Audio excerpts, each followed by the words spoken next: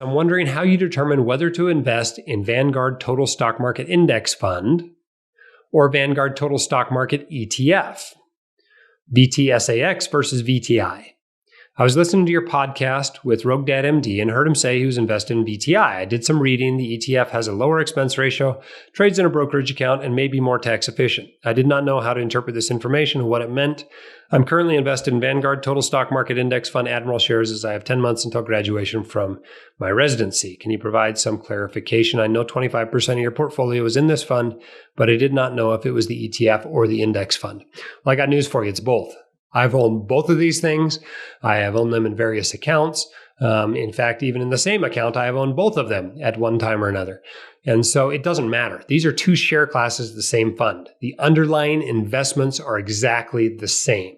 They are both equally tax efficient for all intents and purposes. And so it's okay to own either one. But what you should do is just look at which one's more convenient for the account you're investing in.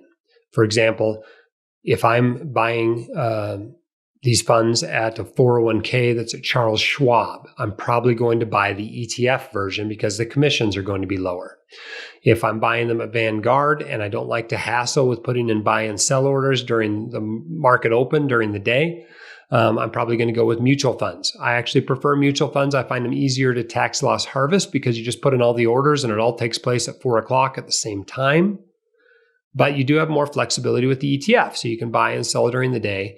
And there are more options to swap into when you're doing tax loss harvesting in a taxable account if you're using ETFs. But honestly, the difference between these two is so small, I cannot in any sort of way recommend one over the other. They're both fine. Do whichever one's more convenient and cheaper for you to do in whatever situation you're in. If you want your questions answered by the White Coat Investor, record your question at whitecoatinvestor.com/YQA or click the link in the description.